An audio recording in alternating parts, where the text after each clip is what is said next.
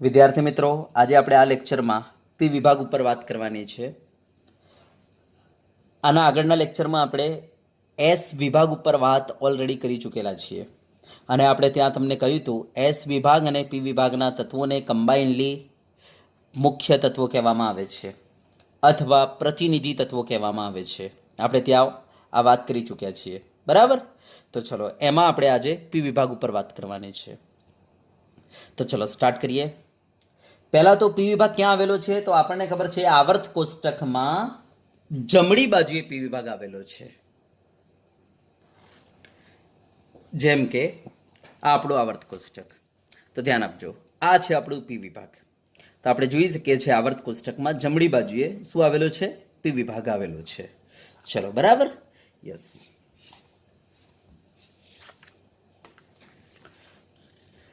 હા, અને પી વિભાગમાં આપણે એવા તત્વો ભરેલા છે, એવા તત્વો મૂકેલા છે કે જે તત્વોમાં છેલ્લો ઇલેક્ટ્રોન પી કક્ષકમાં દાખલ થતો હોય, એવા તત્વોને આપણે પી વિભાગમાં મૂકેલા છે. તો ધ્યાન આપજો, આપણો પી વિભાગ, આપણે પી વિભાગમાં એવા તત્વો ભરેલા છે કે જે તત્વોમાં છેલ્લો ઇલેક્ટ્રોન પી કક્ષકમાં દાખલ થતો હોય. એનો મતલબ 118 તત્વોમાંથી આપણે એવા તત્વો પસંદ કરેલા છે કે જેમાં છેલ્લો ઇલેક્ટ્રોન પી કક્ષકમાં દાખલ થતો હોય, એવા તત્વોને પસંદ કરીને આના અંદર મૂકેલા છે. યસ, અને આખું બની ગયું આપણું પી વિભાગ. સમજી ગયા ને? યસ. આમાં એક તત્વ અપવાદ છે જેનું નામ છે હિલિયમ. તો હિલિયમ એક એવું તત્વ છે, જો એની ઇલેક્ટ્રોન રચના જોતા એ ખબર પડી જશે કે જેના અંદર છેલ્લો ઇલેક્ટ્રોન આપણે એસ કક્ષકમાં ભરીએ છીએ, હે ને? યસ. છતાં પણ આને પી વિભાગમાં મૂકેલો છે, બરાબર? તો હિલિયમને છોડીને. યસ, આમાં જેટલા પણ તત્વો ભરેલા છે એ દરેક તત્વોમાં છેલ્લો ઇલેક્ટ્રોન પી કક્ષકમાં દાખલ થાય છે. ચલો, બરાબર? તો આપણને કોઈ કહી દે ભાઈ પી વિભાગના તત્વો કોને કહેવાય, તો કહી દો એવા તત્વો કે જેના અંદર છેલ્લો ઇલેક્ટ્રોન પી કક્ષકમાં દાખલ થતો હોય, એવા તત્વોને કહેવાય છે પી વિભાગના તત્વો. ચલો, ઓકે. યસ. હવે ધ્યાન આપજો, પી કક્ષકમાં આપણે 6 ઇલેક્ટ્રોન વધુમાં વધુ ભરી શકીએ, હે ને? યસ. માટે પી વિભાગને આપણે 6 સ્તંભમાં ડિવાઈડ કરીશું. કેટલા સ્તંભમાં? 6 સ્તંભમાં. કારણ કે પી કક્ષકમાં આપણે વધુમાં વધુ કેટલા ઇલેક્ટ્રોન ભરી શકીએ છીએ? 6. માટે પી વિભાગને આપણે 6 સ્તંભમાં ડિવાઈડ કરીશું, બરાબર? જેમ કે આ 1, 2, આ 3, બરાબર, આ 4, ઓકે, આ 5 અને 6.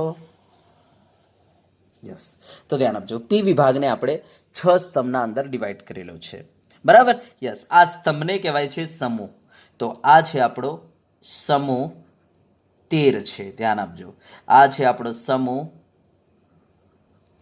14, આ છે આપણો સમૂહ 15, આ છે આપણો સમૂહ 16, આ છે આપણો સમૂહ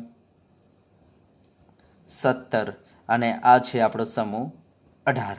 તો ધ્યાન આપજો, પી વિભાગના અંદર 6 સમૂહોનો સમાવેશ થાય છે. સમૂહ 13, 14, 15, 16, 17 અને 18, એમ કરીને 6 સમૂહોનો સમાવેશ થાય છે. ચલો, બરાબર? યસ. હવે ધ્યાન આપજો, આપણે આવર્તની વાત કરી લઈએ. તો પી વિભાગ જે છે, યસ, એમાં પહેલા આવર્તમાં એક તત્વ છે જેનું નામ છે હિલિયમ, અને એ પણ સમૂહ 18માં આવેલો છે. યસ. એમાં સમૂહ 13માં કોઈ પણ તત્વ નથી, સમૂહ 14માં એક પણ નથી, સમૂહ 15માં, બરાબર, પહેલા આવર્તમાં એક પણ તત્વ નથી, સમૂહ 16માં પણ પહેલા આવર્તમાં એક પણ તત્વ નથી, સમૂહ 17માં પણ એક પણ તત્વ નથી પહેલા આવર્તમાં. આ ધ્યાન આપજો. ખાલી પહેલા આવર્તમાં સમૂહ 18માં જ એક તત્વ આવેલું છે જેનું નામ છે હિલિયમ, બરાબર, જેનો પરમાણુ ક્રમાંક છે 2. ઓકે, ચલો. હવે બીજા આવર્તની આપણે વાત કરી લઈએ. તો આ જે બીજો આવર્ત છે, આપણો પહેલો આવર્ત, આવર્ત નંબર 1. યસ. આ આપણો આવર્ત નંબર 2 છે. યસ, બીજો આવર્ત, બરાબર. આ છે આપણો ત્રીજો આવર્ત, આવર્ત 3. આ છે આપણો ચોથો આવર્ત, આવર્ત 4. આ છે આપણો પાંચમો આવર્ત, આવર્ત 5. આ છે આપણો છઠ્ઠો આવર્ત, આવર્ત 6. અને આ છે આપણો આવર્ત 7, બરાબર, જે અધૂરો છે. સાતમો આવર્ત ધ્યાન આપજો અધૂરો છે, આપણે માટે સાતમા આવર્તના તત્વો આપણે નહીં લખીએ, બરાબર. આપણે 6 આવર્ત સુધીના તત્વો લખી દઈશું. ચલો હવે ધ્યાન આપજો. સમૂહ 13ના અંદર કયા કયા તત્વો આવેલા છે? તો પહેલા આવર્તમાં તો એક પણ તત્વ છે નહીં, બીજા આવર્તથી ચાલુ થાય છે. અને કયા કયા તત્વો છે? તો એક બોરોન છે, એલ્યુમિનિયમ છે, ગેલિયમ છે, ઇન્ડિયમ છે અને થેલિયમ છે. થેલિયમ એટલે TL, હો ને, TL થેલિયમ, બરાબર. કોઈ TI ના કરી દેવો ને, ધ્યાન આપજો. TL thallium. યસ, તો અહીંયા લખી દઉં છું બોરોન, બરાબર, બોરોન, પછી એલ્યુમિનિયમ, બરાબર, પછી ગેલિયમ, પછી ઇન્ડિયમ અને થેલિયમ, બરાબર. આટલા તત્વો આવેલા છે સમૂહ 13 ના અંદર, બરાબર. આને યાદ રાખવાનો તરીકો બેગન, આલુ, ગોબી, ઇન, થેલા. તો તમે આ રીતના પણ યાદ કરી શકો છો, બરાબર. આને રટી લો, boron, aluminium, gallium, indium, thallium. રટી લો આને, boron, aluminium, gallium, boron, aluminium, gallium, boron, aluminium, gallium, indium, thallium, indium, thallium. Yes, તો આ રીતના તમે 5-5 વાર બોલો અને પછી મિલાવીને બોલી જાઓ 5 વાર. Boron, aluminium, gallium, indium, thallium, યાદ થઈ જશે આરામથી. યસ, આના માટે ટ્રીક કઈ છે? બેગન, આલુ, ગોબી, ઇન, થેલા. બેગન, આલુ, ગોબી, ઇન, થેલા, બરાબર. તો ટ્રીક તો ભાઈ જો તમને બહુ પાકું યાદ થઈ જશે ને તો ટ્રીકની જરૂર પણ નહીં પડે, બરાબર. યસ, તો એટલી વાર આને બોલો કે આરામથી આ યાદ થઈ જાય, ટ્રીકની જરૂર પડે નહીં, બરાબર. એટલું આરામથી યાદ થઈ જશે તમને. ચલો, ઓકે. યસ, તો આને 10-15 વાર બોલી દો, યાદ થઈ જશે. ચલો હવે ધ્યાન આપજો, આનો પરમાણુ ક્રમાંક કયો છે? તો ધ્યાન આપજો, બોરોન જે છે, બરાબર, એનો પરમાણુ ક્રમાંક છે 5, બરાબર. યસ, એલ્યુમિનિયમ જે છે આનો પરમાણુ ક્રમાંક કયો બનશે? તો આપણે જ્યારે આમાંથી અહીંયા આવીશું ને ત્યારે આપણે બીજા આવર્તથી ત્રીજા આવર્તમાં આવી રહેલા છીએ, જેના કારણે આપણે એના અંદર 8 એડ કરી દઈશું. તો બોલો, 5માં આપણે 8 એડ કરીએ તો શું થઈ જશે? 13, બરાબર. ચલો, ઓકે. યસ, હવે આપણે જ્યારે આવર્ત 3 થી આવર્ત 4માં આવીશું ને ત્યારે આપણે આના અંદર 18 એડ કરવા પડશે. જો 13માં આપણે 18 એડ કરી દઈશું તો થઈ જશે 31, બરાબર. યસ, હવે આવર્ત 4માંથી જ્યારે આવર્ત 5માં આવીએ ને તો પણ આપણે આના અંદર 18 એડ કરવા પડશે. તો 31માં 18 એડ કરો તો જો 49 થઈ જશે, બરાબર. ચલો, આવર્ત 5માંથી જ્યારે 6માં આપણે આવીએ ને તો આપણે આના અંદર 32 એડ કરવા પડશે. તો 49માં 32 એડ કરો તો તમારે થઈ જશે 81, બરાબર. તો આપણે આ રીતના પરમાણુ ક્રમાંક યાદ રાખી લઈશું. પહેલા યાદ રાખી લો 5, હવે એમાં 8 એડ કરો, પછી 18 એડ કરો, પછી 18 એડ કરો અને પછી 32 એડ કરો, તો આ તૈયાર થઈ જશે. ચલો, ક્લિયર. તો આ થઈ ગયો સમૂહ 13. ચલો, બરાબર. યસ, હવે ધ્યાન આપજો, સમૂહ 13ના જેટલા પણ તત્વો છે, બરાબર, એમની આપણે ઇલેક્ટ્રોન રચના જ્યારે આપણે જોઈશું તો ઇલેક્ટ્રોન રચના તમને બાહ્યતમ કોષની કંઈક આવી જોવા મળશે, NH2NP1 આવી જોવા મળશે તમને, બરાબર. યસ, આ જ્યાં n બરાબર આવર્ત ક્રમ હશે, જ્યાં n બરાબર શું છે? આવર્ત ક્રમ છે, જ્યાં n બરાબર આવર્ત ક્રમ છે. હા, એનો મતલબ સાહેબ જો બીજો આવર્ત ચાલતો હશે ને તો બોરોનની બાહ્યતમ કોષની ઇલેક્ટ્રોન રચના થઈ જશે 2s2 2p1. યસ, એલ્યુમિનિયમ માટે ત્રીજો આવર્ત છે તો 3s2 3p1. ગેલિયમ માટે ચોથો આવર્ત છે તો 4s2 4p1. ઇન્ડિયમ માટે પાંચમો આવર્ત છે તો 5s2 5p1. થેલિયમ માટે છઠ્ઠો આવર્ત છે તો 6s2 6p1. તો કંઈક આ રીતના બાહ્યતમ કોષની ઇલેક્ટ્રોન રચના તમને જોવા મળશે, 2s2 2p1, 3s2 3p1, 4s2 4p1, 5s2 5p1, 6s2 6p1. માટે આપણે લખીશું NH2NP1 જ્યાં n બરાબર આવર્તક્રમ. તો આ આપણી બાહ્યતમ કોષની ઇલેક્ટ્રોન રચના થઈ ગઈ. ચલો, બરાબર. યસ, તો પહેલા આને યાદ કરી લો. આ સમૂહ તમારો 13 થઈ ગયો, જેને કહેવાય છે બોરોન ફેમિલી, બરાબર. કારણ કે એનું પ્રથમ સભ્ય બોરોન છે, માટે આપણે આને શું કહીશું? બોરોન ફેમિલી કહીશું, બોરોન સમૂહ કહીશું, બરાબર. ચલો, ઓકે. પછી આપણે ઇલેક્ટ્રોન રચના તમને દરેક તત્વની લખાવી દઈશું, પણ અત્યારે આટલું યાદ રાખો. ચલો, હવે સમૂહ 14ની આપણે વાત કરીએ. સમૂહ 14 જે છે એમાં કયા કયા તત્વો આવે છે? તો ધ્યાન આપજો, એમાં પ્રથમ આવર્તમાં તો એક પણ તત્વ નથી, સીધો બીજા આવર્તથી ચાલુ થશે. યસ, તો એમાં પહેલા કાર્બન આવશે, પછી સિલિકોન આવે છે, પછી જર્મેનિયમ આવે છે, બરાબર, પછી ટીન આવે છે અને પછી લેડ આવે છે, PB, લેડ. તો ચલો હું અહીંયા લખી દઉં છું, આ કાર્બન, પછી આ સિલિકોન, જર્મેનિયમ, ટીન અને આ લેડ. તો આટલા તત્વો આવે છે સમૂહ 14 ના અંદર. બરાબર? યસ. હા, હવે આમના પરમાણુ ક્રમાંક કયા બનશે? તો આ 5 છે તો આ શું બને? 6. આ 13 છે તો આ શું બનશે? 14. આ 31 છે તો આ કેટલા બનશે? 32. આ 49 છે તો આ શું બનશે? 50. આ 81 છે તો આ શું બનશે? 82 બનશે. તો આ એના પરમાણુ ક્રમાંક થઈ ગયા. બરાબર? હા, હવે ધ્યાન આપજો, આ જે તત્વો છે એમના બાહ્યતમ કોષની ઇલેક્ટ્રોન રચના આપણે જોવા જઈએ તો કંઈક આવી જોવા મળશે તમને. NS2NP2. શું જોવા મળશે? NS2NP2. તો આ બધામાં P1 હતી, આ બધામાં થશે P2. તો NS2NP2. જ્યાં N છે આવર્તક્રમ, જ્યાં N શું છે? આવર્તક્રમ છે. યસ, એનો મતલબ આના માટે કાર્બન માટે બીજો આવર્ત હોવાથી n બરાબર 2 મૂકી દો એટલે 2s2 2p2 થઈ જશે. યસ, સિલિકોન માટે આવર્ત 3 હોવાથી n બરાબર 3 મૂકી દો તો 3s2 3p2 થઈ જશે. યસ, જર્મેનિયમ માટે આવર્ત 4 હોવાથી 4 મૂકી દો n બરાબર તો 4s2 4p2. એ રીતના SN માટે આવર્ત ક્રમ 5 હોવાથી n બરાબર 5 મૂકી દો તો 5s2 5p2. એ રીતના લેડ માટે આવર્ત 6 હોવાથી n બરાબર 6 મૂકી દો તો 6s2 6p2 થઈ જશે. તો આપણે કહી શકીએ આ થઈ ગયું 2s2 2p2, આ થઈ ગયું 3s2 3p2, આ થઈ ગયો 4s2 4p2, આ થઈ ગયો 5s2 5p2, આ થઈ ગયો 6s2 6p2. બરાબર? તો આ થઈ ગયો તમારો સમૂહ 14, જેને કહેવાય છે કાર્બન ફેમિલી, કાર્બન સમૂહ કહેવાય છે. ચલો, બરાબર? યસ. હવે ધ્યાન આપજો, સમૂહ 13 અને સમૂહ 14 જે છે એની આપણે ડિટેલમાં વાત કરીશું. બરાબર? ચેપ્ટર નંબર 11 ના અંદર, 11 સાયન્સ ચેપ્ટર નંબર 11 માં. બરાબર? એની આપણે ડિટેલમાં વાત કરીશું આ બંને સમૂહોની. સમૂહ 13 અને સમૂહ 14 એની ડિટેલમાં ડિસ્કસ કરીશું ચેપ્ટર નંબર 11 માં. ઓકે? હા, હવે આપણે વાત કરીશું સમૂહ 15, 16, 17, 18, જેની આપણે ડિટેલમાં વાત કરવાની છે 12મા ધોરણમાં જઈને. બરાબર? ચેપ્ટર નંબર 8 માં. યસ, બરાબર? 12મા ધોરણમાં ચેપ્ટર નંબર 8માં આપણે સમૂહ 15, સમૂહ 16, સમૂહ 17, સમૂહ 18, તો આ 4 સમૂહની આપણે ડિટેલમાં ડિસ્કસ કરવાની છે. તો ચલો, પહેલા તો અહીંયા સમૂહ 15 ના અંદર તત્વો ભરી દઉં, કયા કયા તત્વો આવે છે. તો ધ્યાન આપજો, એમાં પ્રથમ આવર્તમાં તો એક પણ નથી, સીધો બીજા આવર્તથી ચાલુ થાય છે. અને એમાં પહેલો તત્વ નાઇટ્રોજન છે. તો નાઇટ્રોજન, ફોસ્ફરસ, આર્સેનિક, એન્ટીમની અને બિસ્મથ છે. બરાબર? તો આ નાઇટ્રોજન છે એમાં. બરાબર? ફોસ્ફરસ છે. બરાબર? આર્સેનિક છે, એન્ટીમની છે અને બિસ્મથ છે. બિસ્મથ. યસ, તો આટલા તત્વોનો સમાવેશ થાય છે સમૂહ 15 ના અંદર. ચલો, બરાબર? યસ. અને આનું પ્રથમ તત્વ કયું છે? નાઇટ્રોજન. માટે આ સમૂહને નાઇટ્રોજન ફેમિલી કહેવાય છે. અને આમની બાહ્યતમ કોષની ઇલેક્ટ્રોન રચના NS2NP3 છે. બરાબર? યસ, NP3 છે.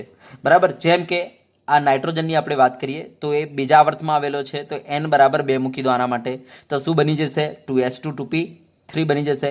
ફોસ્ફરસ જે ત્રીજા આવર્તમાં આવેલો છે તો n બરાબર 3 મૂકી દો તો શું બની જશે? અહીંયા n બરાબર 3 મૂકશો એટલે ns, તો 3s2 3p, n બરાબર 3 મૂકો તો શું થઈ જશે? 3s2 3p3. પછી આર્સેનિક માટે શું થઈ જશે? તો આવર્ત ચોથો ચાલે છે તો n બરાબર 4 મૂકો તો 4s2 4p3. એ રીતના એન્ટીમની માટે શું થઈ જશે? તો આવર્ત પાંચમો ચાલે છે તો n બરાબર 5 મૂકી દો તો 5s2 5p3. એ રીતના બિસ્મથ માટે શું થઈ જશે? બાહ્યતમ કોષની ઇલેક્ટ્રોન રચના તો આવર્ત છઠ્ઠો ચાલે છે માટે n બરાબર 6 મૂકી દો તો આપણે કહીશું 6s2 6p3. તો સમજી ગયા હશો. તો આના માટે 2s2 2p3, 3s2 3p3, 4s2 4p3, 5s2 5p3, 6s2 6p3. તો આ થઈ ગયો આપણો સમૂહ 15, જેને કહેવાય છે નાઇટ્રોજન ફેમિલી. ચલો, બરાબર? યસ, જેની બાહ્યતમ કોષની ઇલેક્ટ્રોન રચના NS2NP3 છે, જ્યાં n છે આવર્તક્રમ. ચલો, બરાબર? યસ. હવે આપણે સમૂહ 16 ની વાત કરીએ. બરાબર? ચલો, એના પહેલા ધ્યાન આપજો, આ સમૂહ 15 ને યાદ રાખવાનો તરીકો હું કહી દઉં. નહીં પ્યારે એસે સબ બિગડ જાયેગા. નહીં પ્યારે એસે સબ બિગડ જાયેગા. નહીં પ્યારે એસે સબ બિગડ જાયેગા. તો તમે આ રીતના યાદ કરી શકો છો. બરાબર? Nitrogen, phosphorus, arsenic, antimony, bismuth. હા, અને એ રીતના સમૂહ 14 ને યાદ રાખવાનો તરીકો, chemistry sir generally have some problem.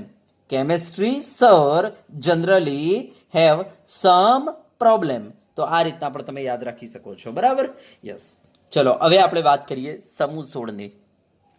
ચલો તો ધ્યાન આપજો. સમૂહ 16 માં પહેલા તત્વો કયા કયા છે? તો એક તો ઓક્સિજન છે, પછી સલ્ફર છે, પછી સિલેનિયમ છે, પછી ટેલુરિયમ છે અને પછી છે પોલોનિયમ. બરાબર, તો ઓક્સિજન છે એક, તો પછી સલ્ફર, પછી સિલેનિયમ, પછી ટેલુરિયમ અને પોલોનિયમ. બરાબર, તો આટલા તત્વો જે છે સમૂહ 16 માં આવેલા છે. યસ, અને આ તત્વોની બાહ્યતમ કોષની સામાન્ય ઇલેક્ટ્રોન રચના તમે જોશો ને તો NS2NP4 છે. એનો મતલબ જ્યાં n બરાબર આવર્તક્રમ હોય ને તો એનો મતલબ આનો થઈ જાય 2s2 2p4, આનો 3s2 3p4, આનો 4s2 4p4, આનો 5s2 5p4, આનો 6s2 6p4. આ રીતના થઈ જશે. ચલો બરાબર. યસ, યાદ રાખવાનો તરીકો ઉ સ સે ટી પો, ઉ સ સે ટી પો. યાદ રાખવાનો તરીકો ઉસ સે ટી પો. ચલો ઓકે. યસ, હા, અને આમાં પ્રથમ તત્વ ઓક્સિજન હોવાથી સમૂહ 16 ને ઓક્સિજન ફેમિલી પણ કહેવાય છે. બરાબર, ઓક્સિજન ફેમિલી પણ કહેવાય છે. અને આનું બીજું એક નામ છે સમૂહ 16 નું ચાલ્કોજન સમૂહ. ચાલ્કોજન સમૂહ પણ કહેવાય છે સમૂહ 16 ને. બરાબર, તો ચલો આ સમૂહ 16 થઈ ગયો. ચલો હવે આપણે સમૂહ 17 ની વાત કરીએ. સમૂહ 17 ની તો ધ્યાન આપજો. સમૂહ 17 માં પ્રથમ આવર્તમાં તો એક પણ તત્વ નથી, પણ બીજા આવર્તથી ચાલુ થાય છે. આ એમાં ફ્લોરિન છે, ક્લોરિન છે, Cl ક્લોરિન, Cl ક્લોરિન, પછી બ્રોમિન છે Br, બરાબર, આયોડિન છે I, અને At જેને કહેવાય એસ્ટેટિન. તો આમાં કયા કયા તત્વો છે? એક તો ફ્લોરિન છે, પછી ક્લોરિન છે, પછી બ્રોમિન છે, પછી આયોડિન છે અને એસ્ટેટિન. એસ્ટેટિન, એસ્ટેટિન 80, એસ્ટેટિન 80. બરાબર, તો આ સમૂહ 17 થઈ ગયો. યસ, જેનો પ્રથમ તત્વ ફ્લોરિન હોવાથી આને ફ્લોરિન ફેમિલી પણ કહેવાય છે. બરાબર. યસ, અને ધ્યાન આપજો આનું એક બીજું નામ છે હેલોજન ફેમિલી, હેલોજન સમૂહ. તો સમૂહ 17 ને હેલોજન સમૂહ પણ કહેવાય છે. ઓકે, અને આ બધા જે તત્વો છે એમના બાહ્યતમ કોષની ઇલેક્ટ્રોન રચના તમે જોવા જશો ને તો બાહ્યતમ કોષની ઇલેક્ટ્રોન રચના NS2NP5 પ્રકારની છે. બરાબર, એનો મતલબ સાહેબ આ જ્યાં n બરાબર આવર્ત, એનો મતલબ કે 2s2 2p5, 3s2 3p5, 4s2 4p5, 5s2 5p5, 6s2 6p5. જ્યાં n છે આપણો આવર્તક્રમ. ધ્યાન આપજો, n શું છે? આપણો આવર્તક્રમ છે. આ ધ્યાન આપજો. ચલો બરાબર. યસ, તો આ સમૂહ 17 થઈ ગયો જેનું નામ છે હેલોજન સમૂહ. યાદ કરી લેજો આને. ફ્લોરિન, ક્લોરિન, બ્રોમિન, આયોડિન અને એસ્ટેટિન. ફ્લોરિન, ક્લોરિન, બ્રોમિન, આયોડિન અને એસ્ટેટિન. ચલો હવે સમૂહ 18 ની આપણે વાત કરીએ. યસ, સમૂહ 18 માં હિલિયમ આપણો અપવાદ છે, કારણ કે હિલિયમની ઇલેક્ટ્રોન રચના આપણી 1s2 છે. બરાબર, તો ખાલી હિલિયમને છોડી દો. બાકી આપણે વાત કરીએ તો અહીંયા નિયોન આવશે, અહીંયા આર્ગોન આવશે, અહીંયા ક્રિપ્ટોન આવશે, અહીંયા ઝેનોન આવશે, અહીંયા રેડોન આવશે. બરાબર. યસ, તો જો હું અહીંયા નામ લખી દઉં છું. પહેલા તત્વનું નામ શું છે? હિલિયમ. હિલિયમ, પછી આ નિયોન છે, બરાબર, આ આર્ગોન છે, બરાબર, આ ક્રિપ્ટોન છે, યસ, આ ઝેનોન છે અને આ છે રેડોન. બરાબર, ધ્યાન આપજો. યસ, હા, આમાં ઇલેક્ટ્રોન રચના આપણે હિલિયમને છોડીને વાત કરીએ, નિયોન, આર્ગોન, ક્રિપ્ટોન, ઝેનોન, રેડોનની, તો સામાન્ય ઇલેક્ટ્રોન રચના જે છે એમની બાહ્યતમ કોષની NS2NP6 છે, જ્યાં n બરાબર આવર્તક્રમ. એનો મતલબ નિયોન માટે રહેશે 2s2 2p6, આર્ગોન માટે 3s2 3p6, આ ક્રિપ્ટોન માટે 4s2 4p6, આ 5s2 5p6, આ 6s2 6p6 રહેશે. ખાલી હિલિયમની શું રહેશે? 1s2. તો હિલિયમને છોડીને યસ આમના બાહ્યતમ કોષની ઇલેક્ટ્રોન રચના NS2NP6 રહેશે. બરાબર, ચલો ઓકે. યસ, તો આ થઈ ગયો આપણો સમૂહ 18. હવે ધ્યાન આપજો, સમૂહ 18 ને ધ્યાન આપજો, એમના જે તત્વો છે ને એ જલ્દી કોઈની સાથે પ્રક્રિયા કરતા નથી. એનો મતલબ નિષ્ક્રિય છે, માટે આપણે આને નિષ્ક્રિય વાયુઓનો સમૂહ પણ કહી શકીએ. નિષ્ક્રિય વાયુઓનો સમૂહ કહેવાય છે. કારણ કે સમૂહ 18ના અંદર જેટલા પણ તત્વો છે બધા વાયુઓ છે અને પાછા એ પણ નિષ્ક્રિય છે, માટે આમને નિષ્ક્રિય વાયુઓનો સમૂહ પણ કહેવાય છે. અથવા ઉમદા વાયુઓનો સમૂહ. શું કહેવાય છે? અને ઉમદા વાયુઓનો સમૂહ. ઉમદા વાયુઓ, યસ, ઉમદા વાયુઓનો સમૂહ પણ કહેવાય છે. ચલો, બરાબર, યસ. હવે ધ્યાન આપજો, આપણે આમને રોમનમાં સમૂહ 13 ને આપણે કહીશું 3A, બરાબર. સમૂહ 14 ને આપણે કહીશું 4A, સમૂહ 15 ને 5A, બરાબર. સમૂહ 16 ને 6A, સમૂહ 17 ને 8A કહેવાય છે અને સમૂહ 18 ને શૂન્ય કહેવાય છે. માટે સમૂહ 18 નું બીજું નામ છે શૂન્ય સમૂહ. તો જો આ સમૂહ 18 ના કેટલા નામ થઈ ગયા, ધ્યાન આપજો. સમૂહ 18 નો એક તો નિષ્ક્રિય વાયુનો સમૂહ, પછી ઉમદા વાયુનો સમૂહ અને શૂન્ય સમૂહ, બરાબર. નિષ્ક્રિય વાયુનો સમૂહ, ઉમદા વાયુનો સમૂહ અને શૂન્ય સમૂહ, આ સમૂહ 18 ના નામો થઈ ગયા. ચલો, બરાબર. તો પહેલા તો આપણને આ પી વિભાગ આટલો યાદ હોવો જરૂરી છે. ચલો, બરાબર.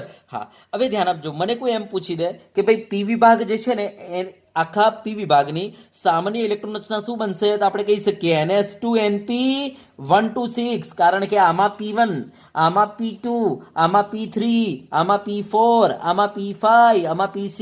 જોઈ લો, P1, P2, P3, P4, P5 અને આ P6, એને માટે આપણે કહી શકીએ આખા વિભાગની સામાન્ય ઇલેક્ટ્રોન રચના બાહ્યતમ કોષની NS2NP126 હશે, બરાબર.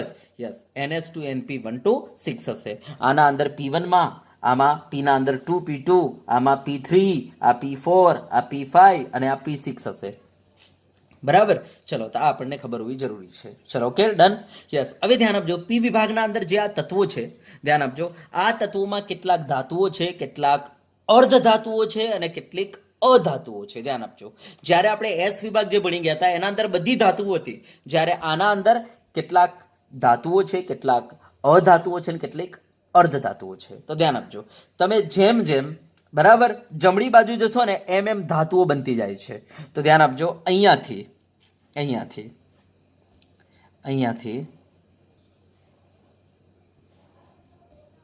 આપણી બોર્ડર લાઈન,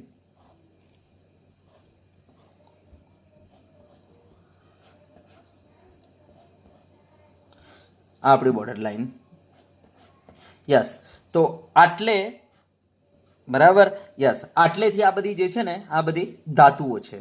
યસ, આ બધી ધાતુઓ છે. Aluminium, gallium, indium, thallium, tin, lead અને બિસ્મથ, આ બધી ધાતુઓ છે. ટોટલ 7, 1, 2, 3, 4, 5, 6 ને 7, આ 7 ધાતુઓ છે. યસ, આ બાદથી બધી ધાતુઓ, એનો મતલબ સાહેબ ધ્યાન આપજો, પી વિભાગમાં આ ધાતુઓ, આખો ડી વિભાગ ધાતુ, આખી એફ વિભાગ ધાતુઓ છે અને આખો એસ વિભાગ ધાતુઓ છે. આપણે ભણાવીશું એટલે તમને ખબર પડશે. તો ધ્યાન આપજો, આ બધી ધાતુઓ છે, આ 7 ધાતુઓ છે, બરાબર. યસ, હા. અને હવે ધ્યાન આપજો, આ બોરોન, હવે ધ્યાન આપજો, એ અહીંયાથી અહીંયા, બરાબર.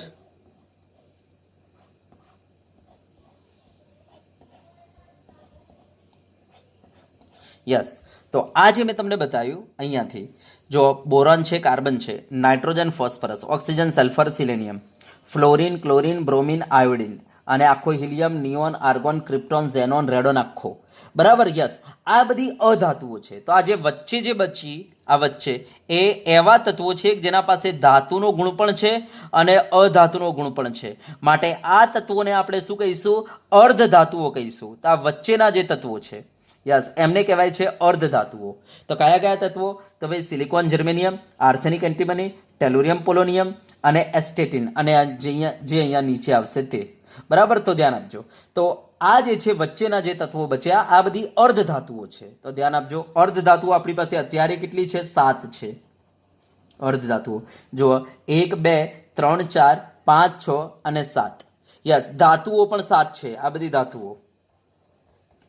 અને એ સિવાયની 17 વધી અધાતુઓ, 1, 2, 3, 4, 5, 6, 7, 7, આ 7, આ 8, 9, 10, 11, 12, 13, 14, 15, 16 અને 17, આ 17 જે છે આપણી અધાતુઓ છે, બરાબર. યસ, અધાતુઓ છે 17, અને એક હાઇડ્રોજનને પણ ઇન્ક્લુડ કરો અધાતુઓમાં. એમ કરીને આખા વર્ત કોષ્ટકમાં 18 અધાતુઓ છે, એમાં પી વિભાગમાં આવેલ 17 અધાતુઓ છે, બરાબર. તો આ વસ્તુ દિમાગમાં ફિટ રાખો. ઓકે યસ હા હવે જો નંબર આપવા માટે તો મેં તમને કહ્યું એ પ્રમાણે આ 5 13 31 49 81 તો બોલો આ કયો બને 6 બને તો આ 6 બન્યો તો આ કયો બનશે 7 આ કયો બનશે 8 આ કયો બનશે 9 તો આ કયો બનશે 10 તો આ નંબર યાદ થઈ ગયા ચલો આ 13 તો આ 14 તો આ કયો 15 આ કયો 16 આ કયો 17 આ કયો 18 ચલો આ 31 તો આ 32 તો આ 33 આ 34 આ 35 આ 36 બરાબર આ 49 આ 50 તો આ 51 આ 52 આ 53 આ 54 બરાબર આ 81 આ 82 આ 83 આ 84 આ 85 આ 86 બરાબર તો આ છેલ્લા તત્વોના નંબર યાદ રાખી લો 2 10 18 36 54 86 આ યાદ કરી લો ચલો બરાબર યસ તો આ થઈ ગયું આપણું પી વિભાગ ચલો ઓકે યસ તો ધ્યાન આપજો આ વિભાગ એવો છે કે જેના અંદર ધાતુઓ પણ છે અધાતુઓ પણ છે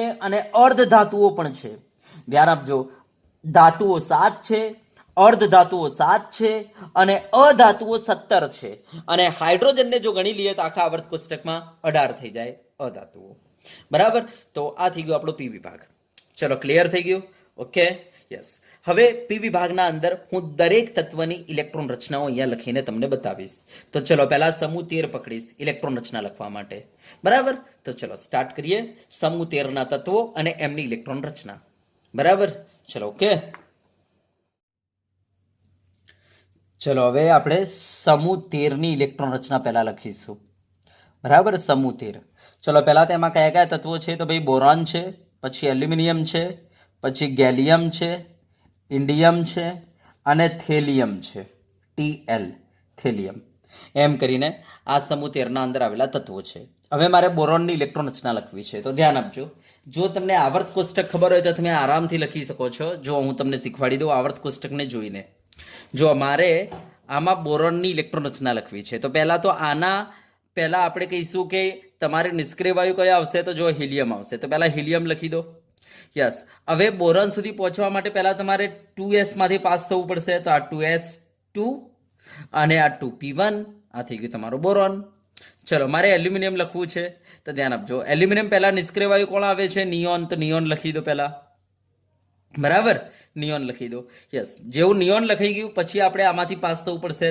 3s2 અને 3p1 થઈ ગયું ને યસ 3p1 ચલો મારે ગેલિયમ લખવું છે તો ધ્યાન આપજો મારે ગેલિયમ લખવું છે તો આપણે કેવી રીતના લખીશું તો પહેલા એના પહેલા નિષ્ક્રિય વાયુ કોણ છે આર્ગોન તો આર્ગોન લખી દો બરાબર ગેલિયમ પહેલા નિષ્ક્રિય વાયુ આર્ગોન આવે છે તો આર્ગોન લખી દો યસ હવે ગેલિયમ સુધી પહોંચવું છે તો આર્ગોન પછી તમારે આ 4s માંથી પાસ થવું પડશે તો 4s2 અને પછી આ 3d માંથી પાસ થવું પડશે 3d10 અને પછી આ 4p ચાલુ થયું તો એમાં આ 4p1 તો આ થઈ ગયું ગેલિયમ દાખલા તરીકે મારે ઇન્ડિયમ લખવું છે તો નિષ્ક્રિય વાયુ એના પહેલા કોણ છે તો ક્રિપ્ટોન તો ક્રિપ્ટોન લખી દો પછી અહીંયા 5s માંથી પાસ થવું 5s2 પછી આ 4d માંથી પાસ થવું 4d10 હે ને અને આ થઈ ગયું તમારો 5p1 સમજ્યા વાત ને દાખલા તરીકે મારે થેલિયમ લખવું છે તો હું શું કરીશ તો એના પહેલાનું ઇલેક્ટ્રોન નિષ્ક્રિય વાયુ કોણ છે ઝેનોન તો ઝેનોન લખી દો યસ પછી આમાંથીને પાસ થાવ 6s2 કારણ કે મારે થેલિયમ સુધી પહોંચવું છે તો 6s2 પછી આમાં જેને કહેવાય 4f14 હે ને યસ પછી આમાં જેને કહેવાય 5d10 કારણ કે ખબર છે ને જે આવર્ત ચાલતો એમાં ડી લખીએ ત્યારે એક ઓછો કરવાનો અને એફ લખીએ ત્યારે બે ઓછા તો 4f14 5d10 અને પછી 6p1 થઈ ગયું ચલો તો આ રીતના બોલો ઇલેક્ટ્રોન રચના લખતા આવડશે જો દાખલા તરીકે મારે આ UUT ની લખવી છે તો શું થાય તો રેડોન 7s2 5f14 6d10 બરાબર અને 7p1 આ રીતના થાય સમજ્યા વાત ને તો ઇલેક્ટ્રોન રચનાઓ આ રીતના લખાશે તો પહેલા તો તમને આટલી ખબર હોવી જોઈએ કે આમાં 2s હોય આમાં 2p હોય આમાં 3s હોય, આમાં 3p હોય, આમાં 4s હોય, આમાં 3d હોય, આમાં 4p હોય, પછી આમાં 5s હોય, આમાં 4d હોય, આમાં 5p હોય, પછી આમાં 6s હોય, આમાં 4f હોય, આમાં 5d હોય, આમાં 6p હોય, પછી આ સાતમો આ 7s હોય, આમાં 5f હોય, આમાં 6d હોય, આમાં 7p હોય. તો આ તમને ખબર હોવી જરૂરી છે. આના બેઝ ઉપર આપણે ઇલેક્ટ્રોન રચના લખી શકીએ.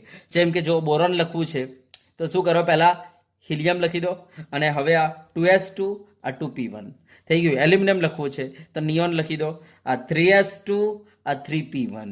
મારે ગેલિયમ લખવું છે તો આર્ગોન લખી દો, પછી આ 4s2 આ 3d10 અને આ 4p1.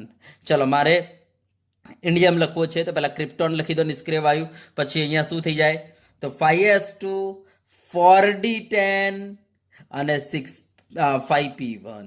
સમજી ગયા. મારે થેલિયમ લખવું છે તો ઝેનોન લખી દો, પછી આ 6s2 આ 4f14 આ 5d10 અને આ 6p1. તો આ રીતના ઇલેક્ટ્રોન રચના લખાય. સમજી ગયા? બોલો આવડશે બોરોન સમૂહની? યસ. ચલો દાખલા તરીકે મારે કાર્બન સમૂહની લખવી છે આ બધાની, તો શું કરવાનું બોલો? કાર્બન લખવું છે તો જુઓ હિલિયમ 2s2 અને આ 2p પણ 2p2, કારણ કે આ આટલે હોય તો 2p1 કહેવાય, આટલે હોય તો 2p2, આટલે હોય તો 2p3, આટલે હોય તો 2p4, આટલે હોય તો 2p5, આટલે હોય તો 2p6, તો મારે આટલે તો 2p2 કહેવાય. દાખલા તરીકે સિલિકોન લખવો છે તો બોલો નિયોન 3s2 3p2. દાખલા તરીકે મારે જર્મેનિયમ લખવો છે તો ધ્યાન આપજો, આર્ગોન 4s2 3d10 4p2 એટલે જર્મેનિયમ થઈ ગયું. મારે ટીન લખવો છે, બોલો શું કરું? ટીન તો ક્રિપ્ટોન બરો 5s2 4d10 અને આ 5p2 એટલે થઈ ગયો ને ટીન. ચલો મારે લેડ લખવો છે, બોલો શું કરું? તો xenon 6s2 4f14 5d10 6p2 થઈ ગયો લેડ. યસ. તો આ રીતના આપણે ઇલેક્ટ્રોન રચના લખીશું. બરાબર. દાખલા તરીકે મારે ફ્લેરોવિયમની લખવી છે, શું કરવાનું? તો રેડોન આ 7s2 આ 5f14 આ 6d10 અને આ 7p2 થઈ ગયું ને. તો આ રીતના આપણે બરાબર કાર્બન સમૂહની પણ ઇલેક્ટ્રોન રચના લખી શકીએ. સમજ્યા વાત ને? દાખલા તરીકે મારે ચલો નાઇટ્રોજન સમૂહની ઇલેક્ટ્રોન રચના લખવી છે તો એમાં પહેલા નાઇટ્રોજનની લખવી છે તો પહેલા હિલિયમ લખો, હિલિયમ, પછી આ 2s2 અને આ 2p3. ફોસ્ફરસ લખવું છે, બોલો નિયોન, બોલો 3s2 3p3. દાખલા તરીકે મારે આર્સેનિક લખવું છે, બોલો શું કરું? આર્ગોન, બોલો 4s2 બરાબર 3d10 અને 4p3. આ રીતના લખાય. મારે ચલો એન્ટીમની લખવો છે, શું કરું? તેના પહેલા નિષ્ક્રિય વાયુ ક્રિપ્ટોન, તો ક્રિપ્ટોન લખી દો, પછી આ તમારો 5s2 પછી આ 4d10 યસ અને આ તમારો શું થઈ જશે 5p3. સમજી ગયા વાત ને? તો આ તમારું થઈ ગયું એન્ટીમની. ચલો મારે બિસ્મથની લખવી છે, બોલો શું કરવાનું? તો simple xenon 6s2 4f14 5d10 અને બોલો 6p3. તો થઈ ગયું બિસ્મથ. તો આ રીતના ઇલેક્ટ્રોન રચના લખાય. દાખલા તરીકે મારે ઓક્સિજન સમૂહની લખવી છે, દાખલા તરીકે ઓક્સિજનની લખવી છે તો બોલો શું કરવાનું? હિલિયમ 2s2 અને 2p4. દાખલા તરીકે મારે સલ્ફર લખવી છે, બોલો નિયોન 3s2 3p4. સલ્ફર થઈ ગયું. દાખલા તરીકે મારે સિલેનિયમ લખવું છે તો બોલો શું કરું? આર્ગોન 4s2 3d10 બોલો 4p4. આ થઈ ગયું સિલેનિયમ. મારે ટેલુરિયમ લખવો છે તો બોલો શું કરું? ક્રિપ્ટોન, બોલો શું કરું? 5s2 બરાબર યસ 4d10 યસ અને 5p4 થઈ ગયું આ ટેલુરિયમ. સમજી ગયા? મારે પોલોનિયમ લખવો છે, બોલો શું કરું? ઝેનોન 6s2 4f14 5d10 અને 6p4. આ પોલોનિયમ થઈ ગયું. બોલો આવડે આ રીતના ઇલેક્ટ્રોન રચનાઓ લખતા? હે ને? જો મારે 17માં સમૂહ લખવું છે, દાખલા તરીકે ફ્લોરિન લખવું છે, બોલો શું કરીશ? તો ભાઈ હિલિયમ, બોલો 2s2 2p5 થઈ ગયું ને 2p5 યસ. મારે ક્લોરિન લખવો છે, બોલો શું કરીશ? નિયોન નિષ્ક્રિય વાયુથી ઉઠાવવાનું, પછી આમાંથી પાસ થવું પડશે. આ ત્રીજો સમૂહ, ત્રીજો આવર્ત એટલે 3s2, અને વચ્ચે કંઈ છે નહીં. યસ, સીધો 3p5. મારે બ્રોમિન લખવો છે. બોલો શું કરીશ? તો આર્ગોન, યસ, 4s2, 3d10 અને 4p5 થઈ ગયું ને. તો આ રીતના આપણે કોઈ પણ ઇલેક્ટ્રોન રચના લખી શકીએ. બોલો આવડશે? તો આ રીતના આપણે ઇલેક્ટ્રોન રચનાઓ લખવાની છે. તો ચલો સ્ટાર્ટ કરીએ આપણે. યસ, તો પહેલા ચલો સમૂહ 13. ચલો તો અહીંયા લખી દઈએ.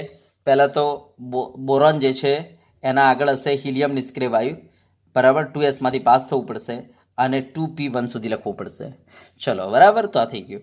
ચલો એલ્યુમિનિયમ, તેના આગળ નિષ્ક્રિય વાયુ કોણ છે? તો નિયોન છે, બરાબર. યસ, ચલો તો હવે નિયોન લખ્યા પછી મારે 3s માંથી પાસ થવું પડશે, 3s2 અને 3p1 થઈ ગયું. ચલો ગેલિયમ લખવું છે, તો એના પહેલાં નિષ્ક્રિય વાયુ કોણ છે આપણી પાસે? તો આર્ગોન છે, તો આર્ગોન લખી દો. હવે ચોથા આવર્તમાંથી પાસ થવું 4s2.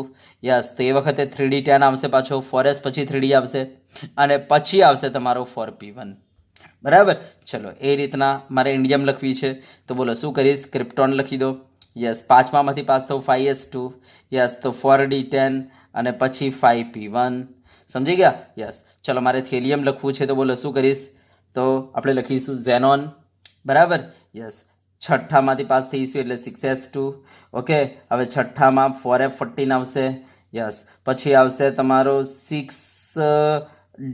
5d આવશે તમારો 5d10 અને પછી આવશે તમારો 6p1. તો આ થઈ ગયું તમારો થેલિયમ. બોલો આવડશે? Okay, yes. હવે ધ્યાન આપજો, આ બધી મેં ઇલેક્ટ્રોન રચનાઓ લખી છે. તમને કોઈ કહે ભાઈ નિષ્ક્રિય વાયુ પછીની ઇલેક્ટ્રોન રચના કેવી? તો આ બધી નિષ્ક્રિય વાયુ પછીની ઇલેક્ટ્રોન રચના. તો ધ્યાન આપજો, બરાબર. તમારો આ જે પી વિભાગ છે એના અંદરના જે તત્વો છે એમાં નિષ્ક્રિય વાયુ પછીની ઇલેક્ટ્રોન રચના બધાની સરખી નથી. જ્યારે એસ વિભાગ જે આપણે ભણાવ્યો છે ને એમાં નિષ્ક્રિય વાયુ પછીની બધાની ઇલેક્ટ્રોન રચના સરખી હતી. અહીંયા જો સરખી નથી. આમાં એસપી, આમાં ડી આવી ગયો, આમાં ડી આવી ગયો અને આમાં એફ આવી ગયો. તો ધ્યાન આપજો, પી વિભાગના તત્વો જે છે એમના ઇલેક્ટ્રોન રચનામાં નિષ્ક્રિય વાયુ પછીની ઇલેક્ટ્રોન રચના સરખી નથી હોતી.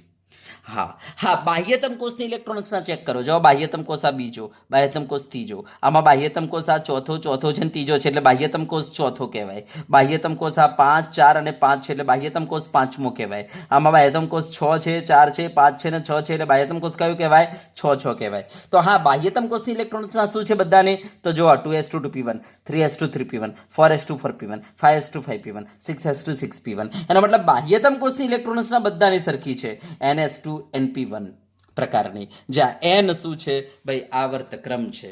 હા, પણ નિષ્ક્રિય વાયુ પછીની ઇલેક્ટ્રોન રચના બધાની સરખી નથી, હે ને? તમે જોઈ શકો છો નિષ્ક્રિય વાયુ પછીની ઇલેક્ટ્રોન રચનામાં તમે જુઓ તો અહીંયા sp છે, જ્યારે આમાં dd છે, જ્યારે આમાં fa આવી જાય છે. સમજી ગયા વાત ને? તો આ સમૂહ 13 થઈ ગયો આપણો, અને એમની ઇલેક્ટ્રોન રચના મેં તમને બતાવી દીધી. તો લખતા તો આવડશે, બરાબર. બોલો આ રીતના સમૂહ 14, 15, 16, 17, 18 બોલો લખી શકશો જાતે? લખી શકશો જાતે? આવડશે? ઓકે, ચલો બરાબર. તો આઈ હોપ કે તમને બાકીના સમૂહ 14, 15, 16, 17, 18ની ઇલેક્ટ્રોન રચનાઓ લખતા આવડશે. સેમ આના જેવું જ છે. માટે તો વિદ્યાર્થી મિત્રો, તો તમારે જાતે લખી નાખવાની રહેશે, બરાબર. તો આજે આપણે અહીંયા સુધી રાખીશું, બરાબર. હવે નેક્સ્ટ લેક્ચરમાં આપણે તમને સમૂહ ડી અને સમૂહ એફ એના વિશે માહિતી આપીશું. ચલો, તો આજે આપણે અહીંયા સુધી રાખીશું.